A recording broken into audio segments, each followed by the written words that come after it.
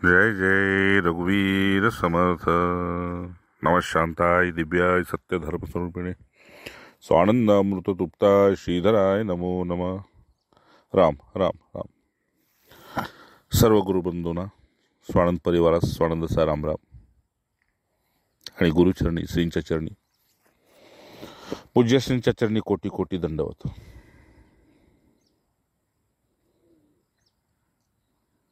आणि सर्व संतांना साष्टांग प्रणाम.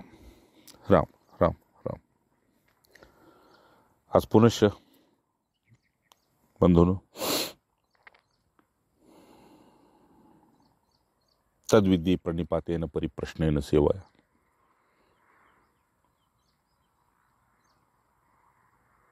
उपदिक्षन्ति ते काळीनाम तत्वदर्शिना. आज पुन्हा एकदा प्रश्नोत्तरी या विषयावर सत्संग, ही सेवा गुरूंच्या चरणी त्यांच्या अनुभवानं तुमच्या अनुभवापर्यंत नेऊन देणं, हेच स्वानंदाचं कार्य आहे. त्या कार्यासाठी आज 3 प्रश्न घेतलेले आहेत. आता प्रश्न पडतोय की हा प्रश्न का पडतोय? नारायण हृदयस्थ प्रश्न तुमच्या सर्वांच्या परिचयाचे असतील तर विशेष आनंद येतो. असे प्रश्न तुमच्या अनुभवातून 1-2 वेळा गेलेले असतील. प्रश्न असा पडतो की हा प्रश्न का पडतो? तर याचे नाव आहे जीवन. अर्थात समय तो ऐसे किसी के न किसी के साथ गुजर ही जाता है.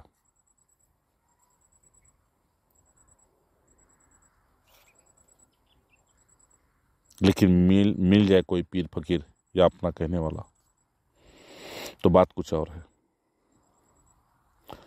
या उक्तीप्रमाणे वेळ कोणाची वाट पाहत नाही आणि सर्वसामान्य जीव वेळेचा दुरुपयोग करून आयुष्याच्या अंतिम टप्प्यावर पश्चातापाच्या अग्नीनं होरपळल्यामुळे पावलोपावली विवेक जागा होतो. परंतु संधीचं सोनं करण्याची संधी निघून गेलेली असते. त्यामुळं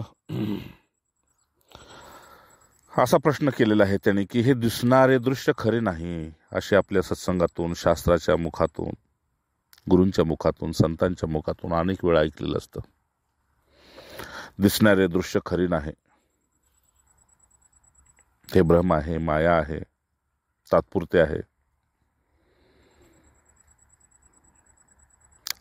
परंतु याचे कितीही जरी श्रवण केले तरी तशी प्रचिती अंतर्यामी येत नाही, अशी त्यांची तक्रार आहे. आणि तुमची आमची बी तीच आहे. सुरुवातीला गुरुमंत्राचं बीज पडलेलं असतं, पूर्वजन्मीची पुण्य असते, शिवाय पितृकृपा असते, कुळाचाराचं काही पुण्य आपल्या पदरी पडलेलं असतं. त्यामुळे अनेक वेळा असं वाटतं की हाच सत्य रस्ता आहे आणि याच वाटेनं आपल्या कल्याण होईल. आपल्या परीने आपण चालत असतो, पण एरे माझ्या मागल्या आणि ताक कण्या चांगल्या, त्याप्रमाणे त्या संघात उठून गेलो की देहबुद्धीचा कुसंग आपल्याला जगत सत्यतेचा भ्रम पुन्हा पुन्हा आपल्या अंतर्यामी घर करून बसतो. म्हणून यांची प्रश्नातून तक्रार अशी आहे की हे दिसणारे दृश्य खरे नाही, हे कितीही श्रवण केले तरी प्रचिती मात्र अंतर्यामी का येत नाही. अगोदर म्हणते ती येत नाही आणि ती का येत नाही आणि ती येण्यासाठी साधन काय करावे.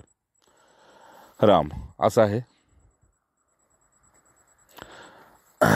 आपण जर प्रवासाला निघालो तर आपल्या सगळ्याच गावामध्ये काय आपले पाहुणे नसतात, नाही का? पण तरी सुद्धा आपण ज्या गावामध्ये जातो त्या गावामध्ये जर आपल्याला पूर्वी भिक्षा करताना, तीर्थाटन करताना मनुष्य भिक्षा करायचे, 4 घरं 5 घरं 10 घरं मागायची आणि एक वेळची भिक्षा घ्यायची आणि प्रस्थान करायचं, अशी तीर्थ करत होती. त्याचं कारण असं होतं की भगवंताची बी गोडी होती आणि बाह्य शिक्षण नसताना सुद्धा त्यांच्या अंतर्यामी अशी प्रचिती झालेली होती की हे आयुष्य तात्पुरतं आहे, क्षणभंगूर आहे, नाशिवंत आहे, यात काही राम नाही. म्हणून तीर्थाच्या निमित्तानं महापुरुषांची कुठेतरी गाठ पडायची आणि महापुरुषांची कृपा व्हायची, कुणाला अनुग्रह मिळायचे तर कुणी तिथंच वस्ती करायचा, कुणी तिथेच सेवेला राहायचा, कुणी त्यांच्या आज्ञेप्रमाणे संन्यास घ्यायचा, कुणी त्यांच्या आज्ञेप्रमाणे गृहस्थाश्रम स्वीकारायचा. असे अनेक प्रकार होत जायचे. मूळ गोष्ट मला असं सांगायचे की ज्यावेळेस अशी आपण भ्रमंती करत असतो, तो कुठल्याही गावात गेल्यानंतर ते पहिल्यांदा तुम्हाला परिचयाला विचारतात, पाहुणं कुठल्या गावचं? समजलं? पाहुणं कुठल्या गावचा आला? मग त्याने आपला परिचय द्यायचा. महिना झालं गाव सोडलंय बघा आणि काशीला चाललोय. येता येता म्हणतोय चारीधाम करणार, अष्टविनायक करणार, नर्मदा परिक्रमा करणार, किंवा असा संकल्प घेतलेला आहे की सलग 12 वर्ष चातुर्मासाचे 4 महिने हिमालयामध्ये काढणार. असा निश्चय करून आपलं भ्रमंतीला निघालेलो आहे. मिळाली भिक्षा तर ठीक आहे, नाहीतर त्या दिवशी उपवास. अशा प्रकारचा सुखद आध्यात्मिक प्रवास करणारी भरपूर लोक होती आणि एकमेकाच्या संघानं ते तसा आनंद बी घेत होते. सकाळी मला एक फोन आला. मंगेश नावाचा मुलगा नर्मदा परिक्रमेला गेलेला आहे. त्यानं ऋषिकेशला फोन केला की मी आता नर्मदा परिक्रमामध्ये अमख्या ठिकाणी पोचलो आहे आणि तिथं माझा सत्कार झाला आणि ती बापूजींची कन्या आहे आणि मी तुमचा फोटो दाखवला काकांचा, सांगितलं मी काकांचा पुतण्या आहे. तर त्यांना फार आनंद झाला, त्यांचं मौन होतं. मग म्हटले माझा तिथे त्यांनी सत्कार केला, भोजन दिलं, पैसे दिले, एक शॉल दिली काय, आणि मग मला म्हटला चुलत्यांचं मोठेपण कळलं. पण तोच मुलगा गावामध्ये काय समोरून जातो पण मान खाली घालतो. अच्छा, सांगायचा आशय काय आहे की ही प्रचिती काय येत नाही. तर असा पाहुणचार करत असताना ते दुसऱ्या गावची लोक विचारतात, पाहुणे कुठल्या गावचं? ही रीत अशी होती की आज जन्माला यायचं, उद्या वाढायचं आणि परवा जायचं. ठीक आहे ना? आणि तोच नियम सावडण्यासाठी घातला. आज मेला, ठीक आहे ना, उद्या एक दिवस स्मशानात अग्नीच्या निमित्त विश्रांती करू दिला आणि परवा दिवशी जागा मोकळी केली सावडून. रक्षा विसर्जन म्हणजे तुमची जागा मोकळी झाली. अस्थि गंगेत अर्पण केल्या, राख मातीत मिसळली, तुझा पुढचा प्रवास सुरू झाला. अशा प्रकारचे प्रचितीसाठी सादृश्य योग नावाचे अनेक ऋषीमुनींनी योग करून घेतले आपल्या शिष्यांच्याकडून. आपण स्मशानात जातो आणि संसाराच्या गप्पा मारतो.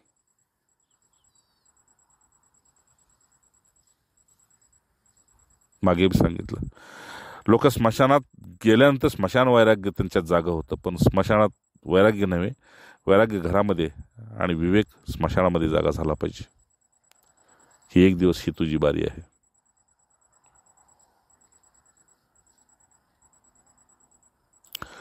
राम संदेश असा होता की खरोखरच आपण इथं जर पाहुण्यासारखं राहत असेल, पाहुण्यासारखं ज्यांच्यात आपण मुक्कामाला आहोत 1-2 दिवसाला, त्यांच्यात पाहुण्यासारखं जर राहिलो तर पाहुण्याची कधी इच्छा नसते, अपेक्षा नसते की खायला असं मिळावं, अंथरुण असं असावं.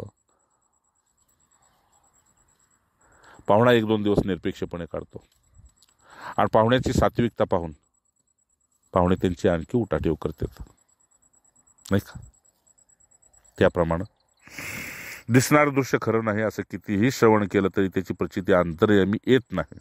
अंतर्यामी प्रचिती येत नाही त्याचं मूळ कारण असं आहे की दोष दृश्याला देऊ नका, दोष आसक्तीला द्या. आपलीच अडकलेली आसक्ती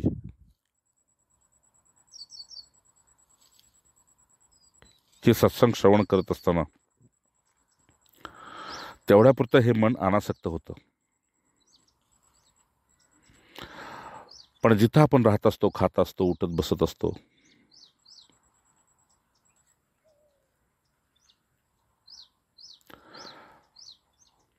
प्रसंगवदान ते पक्व झालेलं असतं की हे माझंच आहे.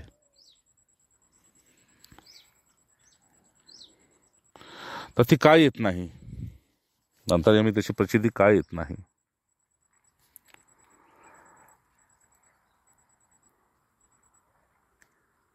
कारण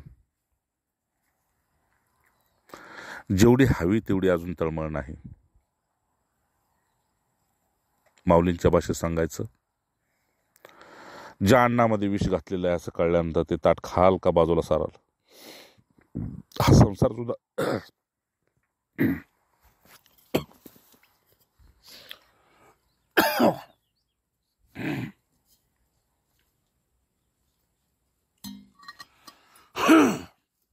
हा संसार सुद्धा तुमच्या पुढे मांडलेलं ताट आहे बरं का. हे सुद्धा विषानं कालवलेलं आहे, रागद्वेषाच्या, निंदास्तुतीच्या, द्वंद्वाच्या विषानं कालवलेलं आहे. तुम्हाला जर यातून बाजूला होता येत नसेल तर तुम्ही कोणावर तरी सोपवून द्या. कुठल्या तरी सत्पुरुषाचं भय बाळगा की यांचा संग याने जर आपल्याला टाकलं तर आपलं काहीच नाही. आपला खोटेपणा यांना जर कळाला तर पुढे आपली गती काय. एक सात्विक भय कोणाचं तरी बाळगा. तर अंतर्यामी प्रचिती येण्यासाठी पहिल्यांदा तुम्ही खरे कोणाचे आहात? तुम्ही तुमच्या समस्येचे आहात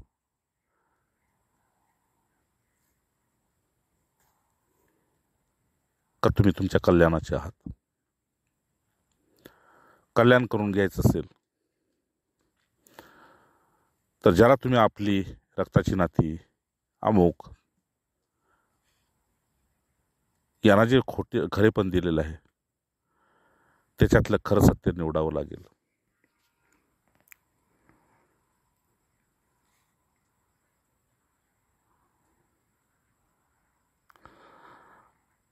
राम, आता याच्याबद्दल विशेष काय सांगू. ते म्हणते दिसणारे दृश्य खरे नाही असे कितीही श्रवण केले तरी प्रचिती अंतर्यामी येत नाही. कारण एकच तो आपलाच मोह आहे आणि आपणच आपल्याशी लबाडी करतोय बस. माझ्या भाषेत कडक सांगायचं म्हणजे आपण आपल्याशी प्रामाणिक नाही आणि आपल्याला खरंच मोक्षाची मुक्तीची गरज अजून तेवढी वाटत नाही.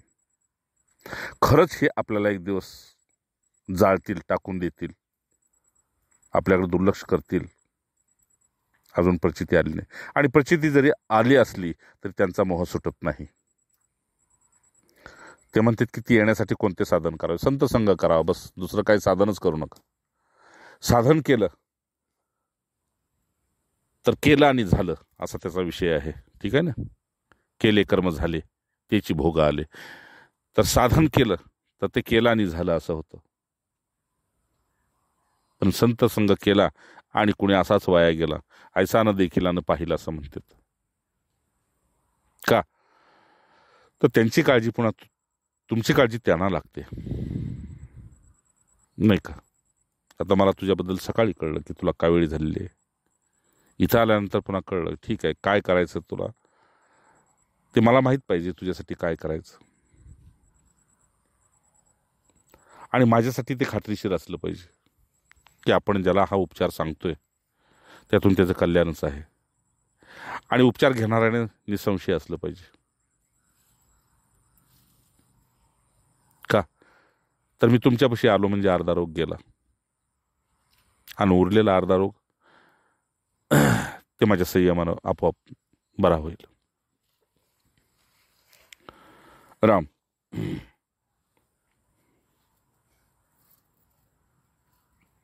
तर ती काय येत नाही, ती येण्यासाठी कोणते साधन करावे? साधन करावे संत संग. पण संत संग करत असताना पुन्हा एक प्रश्न असा येतो की आपण सवडीनं करतो, आवडीनं करत नाही. ठीक आहे ना.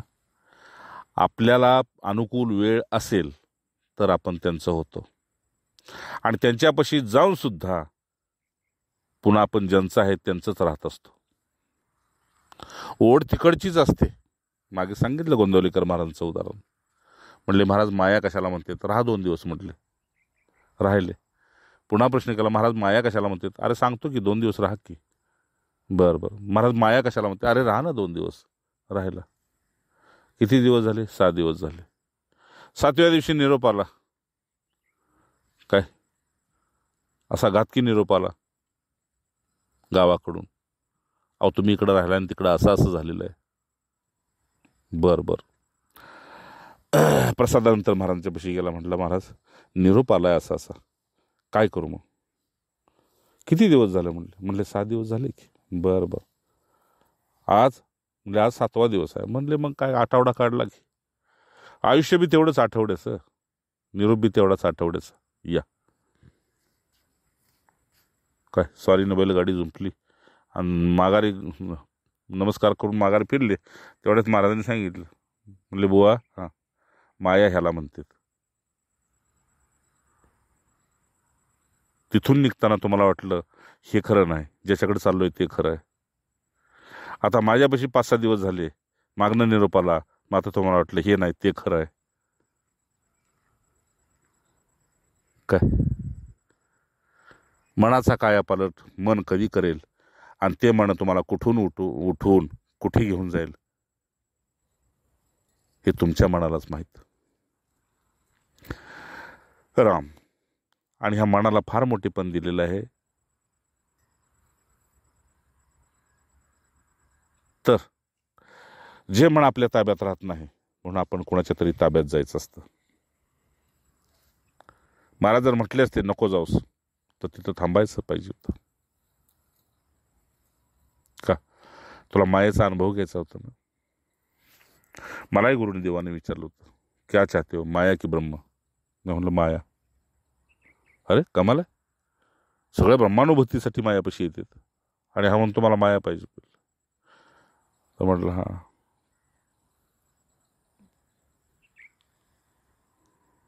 चार 8 दिवस गेल्यानंतर पुन्हा मला विचारलं त्यांनी, मी तुला असं विचारलं तू माया म्हणून उत्तर दिलंस, म्हणजे यात तुला काय माहीत आहे का. म्हटलं नाही. आता माया म्हणजेच काय, आई ममता. मग आईकडूनच बाप कोणते कळणार. त्यामुळं अगोदरच माया कळली तर ब्रह्मानुभूतीमध्ये मला मानसिक विघ्न उत्पन्न होणार नाही, सांसारिक विघ्न उत्पन्न होणार नाही. हा प्रश्न तसा आहे त्याचा. तर मग ती येण्यासाठी साधन कोणतं करावं, तर संत संग, दुसरा उपाय नाही. आणि तो कसा करावा बरं का. संत संग करावा, पण तो कसा करावा, तर तो असा करावा की जसा बायकोतला आणि मेहुणीतला फरक असतो. मेहुणी आपलीच आहे ना, मेहुणी आपलीच आहे.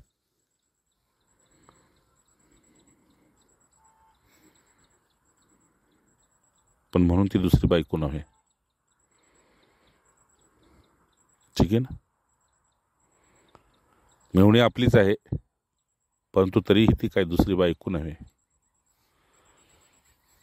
बायकोची बहीण या नात्यानंच आपण पाहतो, बायको म्हणून पाहत नाही. तसं सत्पुरुषापाशी गेला आणि सत्पुरुषापासून घरी जरी गेला तर या संसाराकडं असंच पाहावं की जसं मेहुणीकडे पाहतो, ही आपली नव्हे, कुणाची तरी झालेली आहे किंवा कुणाची तरी होणार आहे. या नजरेनं ज्यावेळेस संसाराकडे पाहाल त्यावेळेस तुम्हाला ते आत्मसुख पचेल, अन्यथा नाही. आणि अशा प्रश्नांची उत्तरं स्वतःलाच माहीत असते, पण तुम्ही माझ्याकडून ऐकण्यासाठी हे प्रश्न देता, काय हरकत नाही. पण यात खोलात जाण्यासारखं काहीच नाही. असे खोलात जाण्यासारखे काय प्रश्न असतील तर आनंद येतो. चला पुढचा प्रश्न. मन सूक्ष्म कोणत्या उपायाने होईल. मन मुळातच सूक्ष्म आहे, जे दिसत नाही त्याला सूक्ष्म म्हणतात. ठीक आहे ना. मन दिसतं का, नाही. देव दिसतो का, नाही. मागे मी उत्तर दिलं होतं की नास्तिकांना म्हटलं तुम्ही देव दाखवा, मी तुम्हाला नाही काय, किंवा हे आता कुठले नाही का ते अंधश्रद्धावाले, देव दाखवा आम्ही तुम्हाला मुंहमांगी रक्कम दे देऊ, काय तुम्ही बोलायचं तेवढं आम्ही बक्षीस देऊ, देव दाखवा. अगोदर चाललं होतं भूत दाखवा, आता चाललं होतं मध्यंतरी देव दाखवा. अखंडानंदांच्या पाशी सुद्धा अशी जी व्यक्ती पोचलेली होती. अनेक संतांच्या पाशी कुणी नाही कुणी असे पोचतेत, त्यावेळी महापुरुष असतात, मनावर घेत नाहीत. का मनावर हे घेत नाहीत त्याचं कारण ह्याच्या मनाचं भूत याच्यातूनच उतरलेलं नसतं. पण अखंडानंदांनी सांगितलं ठीक आहे देव दाखवतो, पहिलं तू ज्या मनानं तू ते पाशील ते तू मन दाखव मला. तर म्हटले हे तुम्ही तार्किक वितंडवाद माझ्याशी करताय असं समज म्हटले. पण देव नाही पाहिला असता तुझं नुकसान नाही, आणि देव पाहिलाय तर माझं काही नुकसान नाही. ठीक आहे ना. या वितंडवादामध्ये पडण्याचं, संशयामध्ये पडण्याचं मला कारण कळेल का? नाही म्हटले समाज असा कुचकामी होतो, देवधर्माच्या नावाखाली समाज कुचकामी होतो. ते म्हटले हा हे बरोबर आहे. तीर्थव्रत नियम हे संयमाचा जे आहे की नाही मार्ग, त्यामुळे लोक कुचकामी होते आहे की नाही. आणि तुम्हाला ते रिकाम टेकडे दिसतात. पण मला सांग, मैताला म्हटले घरातून उचलते आणि स्मशानात घेऊन जातात आहे की नाही. पण लोक सांगताना काय सांगतात, मैत स्मशानात गेले, तुम्ही या लवकर. मैत जातं का खांदेकारी जातात घेऊन, त्याला जातात खांदेकारी घेऊन, सांगताना तुम्ही आता मैत स्मशानात गेले. ठीक आहे ना. त्याप्रमाणे मैताप्रमाणेच तुमची अवस्था झालेली आहे की तुमचं संपूर्ण पुण्य निघून गेलेलं आहे. ठीक आहे ना. अखंडानंदांची भाषा सांगतोय, तुमचं संपूर्ण पुण्य निघून गेलेलं आहे आणि ते 4 खांद्यावर निघून गेलेलं आहे. का तुम्हाला 4ही खांदे कुसंगाचेच मिळाले. कुठले? बाय बाटली आणखी 4 जणी सांगितले काय, बाय बाटली, जुगार आणि आणखी 1 तिसरं काहीतरी सांगितले, 4थं. या 4 खांद्यावरच म्हटले तुमचे संशय निघून गेले. आणि त्याला म्हटले पुढं गाडगं धरणारा अहंकार होता. ठीक आहे ना. हां, गाडगं फोडीन पण झुकणार नाही. अशाप्रमाणे हे तुमचं मयत तुम्हीच घेऊन गेलेलं आहे पुण्याच्या वाटेनं, पापाच्या वाटेनं. त्यामुळे पुण्य शिल्लक नाही आता. असेच प्रश्न तुमच्या मनामध्ये येणार आहेत. राम, तर हा अनादिकालापासून वाद चाललेलाच आहे. दैत्यापासून देवतापर्यंत देव आहे की नाही. मग वेदांतानं त्यातून अंग काढून घेतलं. ठीक आहे ना. वेदांताने अंग काढून घेतलं आणि देव आहे म्हणतो त्याच्याही ते नादी लागले नाहीत, आणि देव नाही म्हणतो त्याच्या बी नादी लागला नाही वेदांत. कारण वेदांतालाच कळलं की देव कोण आहे आणि कुठे आहे. ठीक आहे ना. पण रमणांना सुद्धा तुम्हाला आम्हाला किंवा आपल्या गुरुनं सांगावं लागलं की तू पहिल्यांदा ये, आणि आल्यानंतर तुला साधन पहिलं, मग हळूहळू मी देईन काय गुरुमंत्राच्या द्वारे. तू पहिला शोध घ्यायचा असे की मी कोण आहे आणि मी कुठे आहे. मी जिथे आहे तो नश्वर लोक आहे, आणि मी जिथून आलो तो ईश्वर लोक आहे. मधली यात्रा जी आहे ती साधनेच्या वाटेनं, सत्संगाच्या वाटेनं, संतांच्या संघानं तो प्रवास पूर्ण करायचा असतो. अन्यथा तपस्येचा अहंकार पुन्हा तुला लोळवेल आणि पुन्हा मृत्यू लोकामध्ये घालवेल. अशा यांनी प्रश्न केला होता की मन सूक्ष्म कोणत्या उपायाने होईल.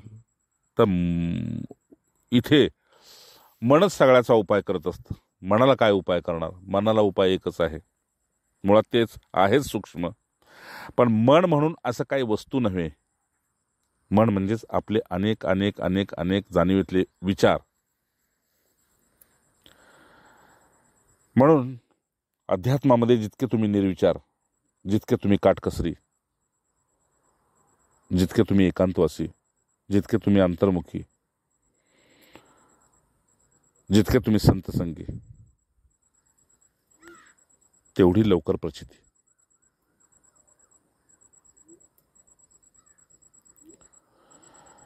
जेवढे तुम्ही बहिर्मुखी, जेवढे तुम्ही अशुद्ध आहाराचे, जेवढे तुम्ही हे कर्मकांडी, तितका तुम्हाला उशीर. नाही का? मी बघतो की खाणे पिणे नेसणे मुरडणे ह्या गोष्टी साधकाला वर्ज्य कर म्हटलं तर सहन होत नाही त्याला. तर चला, त्याचं पुण्य कुठेतरी घेऊन जातं. पुढचा प्रश्न असा त्याने केलाय, सद्गुरू शिष्यास असे कोणते साधन सांगतात त्यामुळे मन सूक्ष्म होऊन स्वस्वरूपाचा साक्षात्कार होतो? अरे राम, मोठी उडी मारली ह्यानी. सद्गुरू शिष्याला असे कोणते साधन सांगतात? ते साधन असं आहे, मगाशी सांगितलं, मी कोण, हे मन कोण, हे जग काय.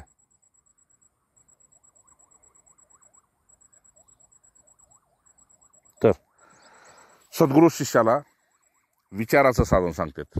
विचारे बरे अंतराबोध विजय. तू विचार कर, तू कोण आहेस, कोणाचा आहेस, कुठे आला आहेस. कोहमस्मी. मग तुला मी ज्या सोहमस्मीमध्ये असतो त्याची प्रचिती तुला देईन. अच्छा, माहीत सर्वच आहे. हा मृत्यूलोक आहे, एक दिवस इथून जायचं आहे, हे तात्पुरतं आहे, बरोबर काही घेऊन जाता येत नाही, आपण गुरूंचा आहोत, मग आपण हे केलं पाहिजे, हे सगळं ठीक आहे, हे बोलण्यापुरतं ठीक आहे. पण पुन्हा तक्रार एकच की पाहिजे तेवढा वेळ मिळत नाही, आणि वेळ जर मिळाला आणि साधन करत बसलो तर मन लागत नाही. कारण काय, अजून भाजलेला नाही तुम्ही. आणि भाजला असाल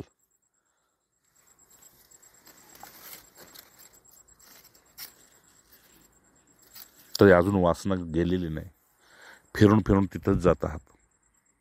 म्हणजे लापट कुत्र्यासारखा मनाचा स्वभाव असतो. तुकाराम महाराजांच्या भाषेत, पुन्हा पुन्हा जन्मा यावे आणि किती वेळा फजिती करून घ्यावे. पण त्याहीपेक्षा सगळ्यात मला आवडलेलं कारण म्हणजे तुमचं खरं तर देवावर प्रेम नाही. संपलं बस. तुमचं सत्यावर प्रेम नाही, तुमचं गुरूंवर ज्ञानावर प्रेम नाही. ज्याचं प्रेम नाही त्याने उपाय करण्यात काही अर्थ बी नाही. मी प्रामाणिकपणे सांगेल, कशाला ह्याच्या धडपडीत पडताय? जेव्हा तुमचं प्रेम वाढेल तेव्हा या मार्गाला या. प्रेम वाढत नसेल तर वेळ घालवू नका. संसार करूनच तुम्ही जराशी झटके खा, ठीक आहे, आणि मगच इकडे या. कारण धड इकडचा नाही आणि धड तिकडचा नाही, दोन्हीकडचा पाहुणा उपाशी, असं होतं. हा माझा तरी मी प्रामाणिकपणा तुम्हाला सांगितला. कुठलं तरी एकच करा, आणि ते इथंपर्यंत करा की तुमची वृत्ती आकारातून स्वरूपाकार होत नाही तोपर्यंत. तर सद्गुरू शिष्याला असे कोणते साधन सांगतात की ज्यामुळे मन सूक्ष्म होऊन स्वरूपाचा साक्षात्कार होईल? सद्गुरू मन सूक्ष्म व्हायचा साधन सांगत नाहीत, ठीक आहे ना. असलं कुठलंही साधन ते सांगत नाहीत.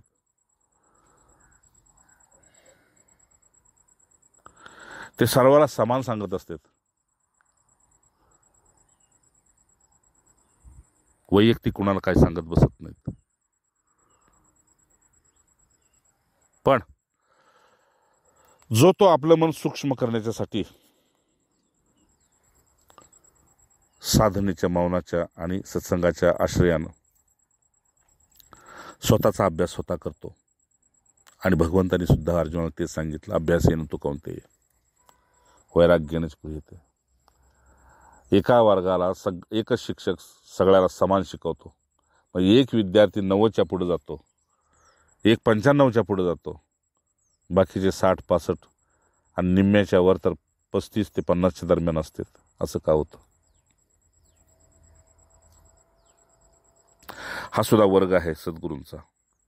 त्यामुळे मन सूक्ष्म होऊन स्वरूपाकार साक्षात्कार होतो, ठीक आहे ना. आता पुन्हा आणखी तुम्हाला आता ऐकायचं म्हणून सांगतो, खऱ्या अर्थानं मनाचा आणि साक्षात्काराचा काही संबंधच नाही.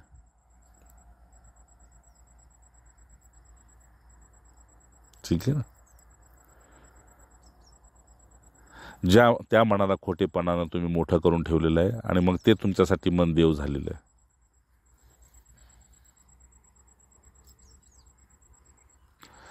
आणि जे नाही, समजा भूत नाही, तर त्या भूताचं भूत तुमच्या मनातून काढणार कोण?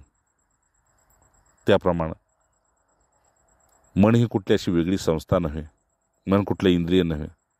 पण तरीसुद्धा देवाला बी सांगावं लागलं, तुम्ही मन मन करताय म्हणून ते मी 11वं इंद्रिय, षष्ठान इंद्रिय, 6वं इंद्रिय म्हटलं. मग का? भूत नाही हे जन्मभर सांगितलं तरी तुमचा विश्वास बसणार नाही, पण भूत काढलंय म्हणलं की तुमचा विश्वास बसेल. ठीक आहे ना? एक जुनी कथा ऐकली होती मी आजोबाकडून, पडतरवडींच्या. ते म्हटले होते की एका व्यक्तीचा असा विश्वास झाला होता की मी भूत खेत मानत नाही, माझा भूतावर विश्वास नाही. म्हणलं ठीक आहे, सुगीचे दिवस आहेत, ज्वारी उपटलेली आहे, खळी चालू आहेत, तो असं कर, अमावस्येच्या दिवशी हे घोंगडं घे आणि आमच्या खळ्यात कोप घातलेली असते ना, आमच्या खळ्यात बाजूला कोप आहे, त्या कोपीच्या बाजूला एवढी मॅग ठोकून ये, लोखंडी मॅग. हा मेघ ठोकायला गेला, ऐकली ना कथा? मेघ ठोकायला गेला हा, आणि मेघ ठोकता ठोकता याला काय वाटलं, जाता जाता कुत्री भुकली, घोडं भुकली, पिंगळे ओरडायला लागले, काय वेगळे सगळे आवाज यायला लागले, ओढ्याचा काठ होता, काय बांबूची कुरकुर आवाज यायला लागला, झाडांची सळसळाट ऐकू येईल, झाडांची रात्रीची सळसळाट ऐकू यायला लागली. हा गेला आणि कोपीमध्ये मॅग ठोकली, कोपीच्या बाजूला, कोप समजलं ना, हां, त्याच्या बाजूला मेघ ठोकली लोखंडी, आणि मेघ ठोकता ठोकता छातीची धडधड वाढली होती. लोकांना सांगतोय मी भूत नाही, पण मग मला भीती वाटते, ह्याचा अर्थ नक्की भूत आहे. हां, आणि ते माझ्या कुठेतरी जवळपासच आहे. यानं मेघ ठोकली, पण ते घोंगडं डोक्यावर होतं, मेघ ठोकायला गेला आणि मेघ ठोकली गेली घोंगड्यात. काय मेघ ठोकली, दगड पुढच्या बाजूला फेकला आणि उठायला लागला. तेवढ्यात त्याला असं वाटलं की ज्याला आपण सांगत होतो भूत नाही, त्याच भूतानं मला मागे ओढायला सुरुवात केली. डोक्यावरचं घोंगड्याने एकदम झटका बसला उठताना.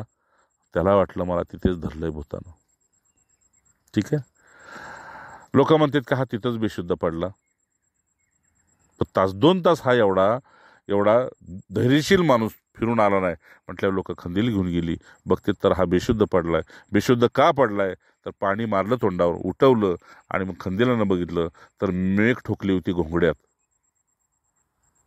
आणि त्याचं आलं दडपण, याला जागं केलं आणि ह्याचं भूत कसं काढलं तर म्हटले मेघ कुठे ठोकली बघ, तर म्हटले घोंगड्यात. हा घोंगड्यानं तुला ओढलं होतं, भूतानं नव्हतं ओढलं. ही आजोबा कथा सांगायची. ठीक आहे ना? तसं तुझ्या वासनेनं ओढलेलं आहे, तिथे मनाला कारणीभूत करू नको. तुझ्या वासनेनं हे संसार रूपी भूत तुझ्या उरावर घातलेलं आहे, तिथे मनाला काय दोष देत बसू नकोस. ठीक आहे ना? ते मुळातच पवित्र आहे, ते ब्रह्मचारी आहे. ठीक आहे ना? ते कुठल्याही इंद्रियाला भोगायला सहाय्य होतं, स्वतः मात्र भोगत नाही. बघतो का? डोळ्याने बघतो, मनाने बघतो का? कानाने ऐकतो, मनाने ऐकतो का? पण म्हणताना आपण काय म्हणतो, मनपूर्वक ऐका बरं का. पोटभर खातो, पोट भरतं, मन भरतं का? नाही. पण म्हणतो नको आता मन भरलंय, आता काय नको. अरे भरलंय पोट. आज येता का पिक्चरला, सिनेमाला? नाही म्हणतो आपलं मन नाही. अरे मन कसं नाही तर मन आहे की नाही, पण मला यायचं नाही का? कारण काय? नाही, बायकोची माझी भांडणं झालीत. भांडण हे मनाचं कारण आहे का? राम, सांगायचं तात्पर्य इथं एवढंच आहे की मन सूक्ष्म करण्याच्या भानगडीमध्ये पडू नका, कारण ते मन तुमच्या कोणाच्या भानगडीत पडत नाही. ठीक आहे ना? आपल्यालाच वासनेच्या द्वारा, आसक्तीच्या द्वारा, मोहाच्या द्वारा इथलं नश्वरच पाहिजे आणि बाकीचे पळपुटेपणा आहे हा. ठीक आहे ना? बाकीचा जो आहे तो परमार्थातला पळपुटेपणा आहे. म्हणून समर्थाने स्पष्ट भाषेत सांगितलं, तुझा दास मी व्यर्थ जन्मासी आलो. आता मी साध्याच भाषेत तुम्हाला सांगतो, जास्ती काय दाखले देत नाही, पण माझा प्रामाणिकपणा तुमच्या हृदयात किती घर करतोय हे ते तुमच्या प्रामाणिकपणावर आहे. तुम्हाला खरंच पार व्हायचं असेल तर संत देह सोडेपर्यंत वाट बघतात आणि देह टाकल्यावर भी वाट बघतात. ते दोन्ही वेळा सहाय्य होते. मेलो तरी जिथे असो आम्ही, संतांचं वचन आहे. म्हणून मन सूक्ष्म होऊन स्वरूपाचा साक्षात्कार होतो. कसा होतो? तो मनाला साक्षात्कार होत नाही, स्वतःला होतो. मनाचा यात काही काडीचा संबंध नाही, ना प्रपंचात ना परमार्थात, पण त्याला दोन्हीकडे तुम्ही वापरताय. ठीक आहे ना? म्हणजे हे त्या दारुड्यागत झालं. दारू का पितो तर पोरगा झाला, म्हणजे आनंद व्यक्त करतो.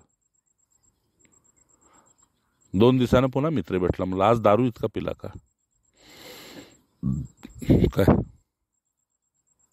तर म्हटलं बायको माहेरी गेली. म्हणजे दुःख झाले का? नाही, आनंद झालाय म्हटलं. 2 दिवसानं पुन्हा विचारलं, आज दारू का इतका पिला? तर म्हटलं पोरगा मेला. नाही का? मुलगा झालेल्याचा आनंद, तरी त्याला व्यसनाला निमित्त तोच आहे. मुलगा मेलेला संबंध, व्यसनाला निमित्त तोच आहे. सांगायचा आशय असा आहे की खरंच पार व्हायचं असेल तर आपला प्रामाणिकपणा आपल्या गुरूंच्यापाशी, आपल्या इष्टदेवतेपाशी तो प्रकट झाला तर त्यांना तुम्हाला सहाय्य करायला विशेष आनंद होतो. आणि तिसरा प्रश्न, किती वेळ झाला? अजून 2-3 मिनिटात हे संपवतो. अच्छा, तिसरा प्रश्न असा आहे, छोटाच आहे. भगवंतांनी व गुरूंनी साधकाची निवड केली हे कशावरून ओळखावे? नेमके काय जाणवते? अरे कमाल आहे.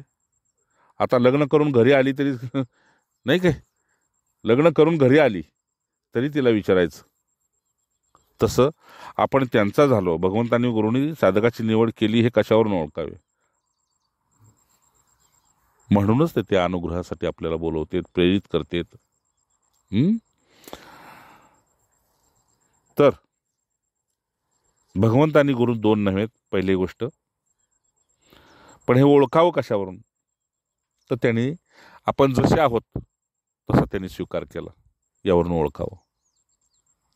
आपली गरिबी, श्रीमंती, नोकरी, चाकरी, धंदा, वैभव काही विचारलं नाही. ठीक आहे ना? तुझ्या आवडीचा अनुग्रह, तुझ्या आवडीच्या देवतेचा तू दास हो, आणि मग तुझी ती देवता सांगेल की मी आणि गुरु, भगवंतानी गुरु 2 नव्हेत. ठीक आहे ना?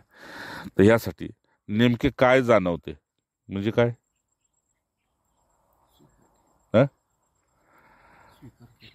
हे कशावरून ओळखावे आणि नेमकं काय जाणवते म्हणजे काय? अच्छा, स्वीकार केल्यावर काय जाणवतं?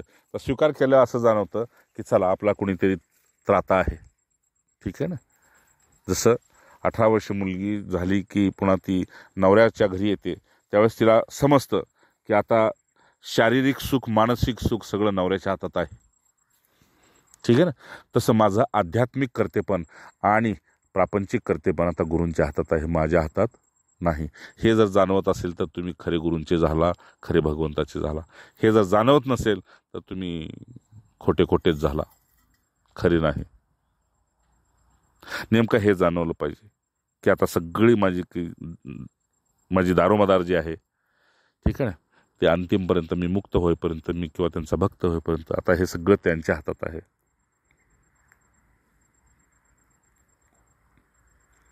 आणि दुसरं पुन्हा नेमकं काय जाणवते तर दुसऱ्या भाषेत सांगतो. काळजी मिटली की समजायचं आपण त्यांचं झालो, नाही का? खरोखर जर काळजी मिटत असेल,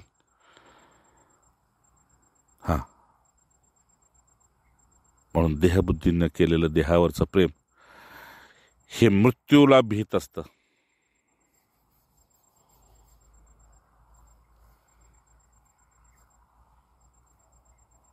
तसं गुरूंच्यावर, भगवंतावर, संतावर केलेलं प्रेम हे सिंह गर्जनेप्रमाणे परिपूर्ण निर्भय बनवतं. म्हणून तो पुरुष भाग्यवान आहे की जसा गुरु मुक्त आहे त्याचा शिष्य मुक्तच आहे. ठीक आहे ना. जसा गुरु या बंधनात आहे त्याचा शिष्य या बंधनात अडकून पडलेला आहे.